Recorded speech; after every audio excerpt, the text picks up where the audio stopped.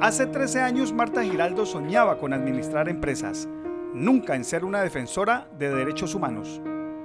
A mí me aterraba la defensa de los derechos humanos, me aterraban este tipo de liderazgos por todo lo que conlleva, el riesgo, la lucha, digamos, es un medio muy difícil para quienes lo vivimos. Mira lo que le hicieron a mi papá, ¿qué es esto? Ay, no, putas. Lo que le hicieron a mi papá, esta es la ley, esta es la hijueputa mierda que le hablaba en la que vivimos, ¿cierto?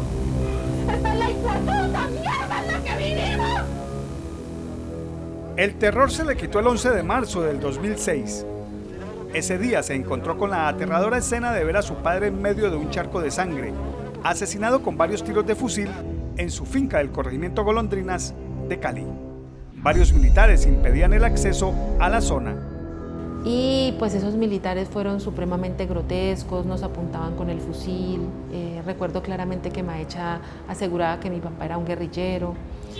No daban razón de mi papá. Nosotros estábamos pues en la parte de atrás y no podíamos como acceder a la escena del crimen, ver a mi papá. Y durante varias horas pues tuvimos que, digamos, soportar como el maltrato de esos militares que estaban pues allí como diciendo pues que mi papá era un guerrillero, pero tampoco decían dónde estaban y qué habían hecho con él. Marta y sus familiares se llenaron de valor y además de las pruebas fílmicas exigieron que los militares no alteraran la escena del crimen. El CTI llega a practicar el levantamiento y los militares se lo impiden, por tanto el levantamiento pues lo practica una juez penal militar. Una juez penal militar que pues no, digamos, obvió muchas cosas de la escena del crimen, claro, para favorecer a los militares, y que eso, digamos, tuvo pues muchas también repercusiones luego en cómo poder decir la verdad. A partir de ahí empezó la lucha de Marta por encontrar justicia. Al dolor por la pérdida del ser que más amaba, se sumó el riesgo que implicaba acusar a 7 militares por el asesinato de su padre. Recibió amenazas de muerte. Las llamadas intimidatorias eran diarias. Tuvo que refugiarse en distintos sitios, pensar en el exilio y, lo peor, soportar la lentitud del sistema judicial que, según ella, está diseñado para la impunidad. Pues el caso de mi padre se reviste de todas las características de falsos positivos. Sí, o sea, entra en todo el contexto.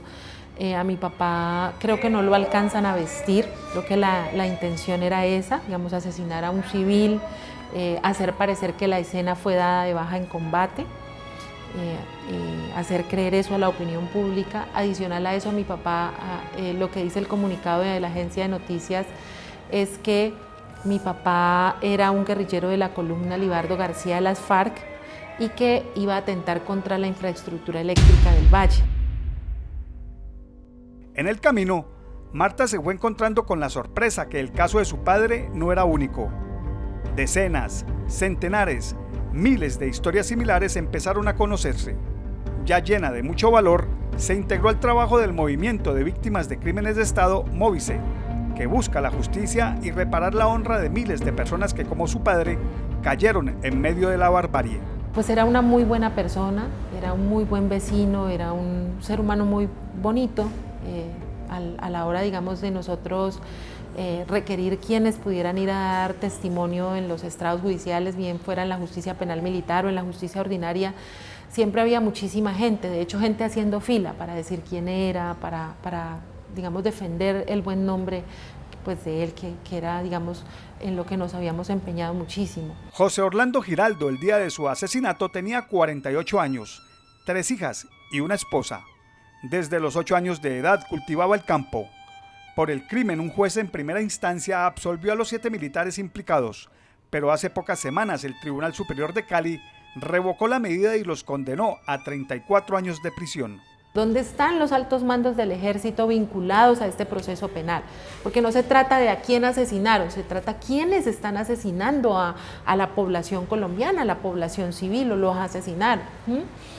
Entonces, esa justicia yo creo que sí tiene que contener otros aspectos éticos, morales, que restauren y que no solamente restauren a las víctimas, aunque la sociedad no se haga partícipe como víctima, pues la sociedad también es víctima de esto, porque aunque este hecho nos haya pasado a nosotros, a las hijas, a la esposa, a las nietas, a los hermanos, a la mamá de él, pues también la sociedad debería preguntarse por qué estos hechos pasan y sensibilizarse frente a ellos. Después de 13 años muy difíciles, Marta se ha templado. Sabe que corre riesgos, pero no se amilana. Ahora es una líder social, rescató la honra de su padre y aunque no pudo ser administradora de empresas, está dedicada a una empresa que requieren millones de colombianos, la de la defensa de los derechos humanos.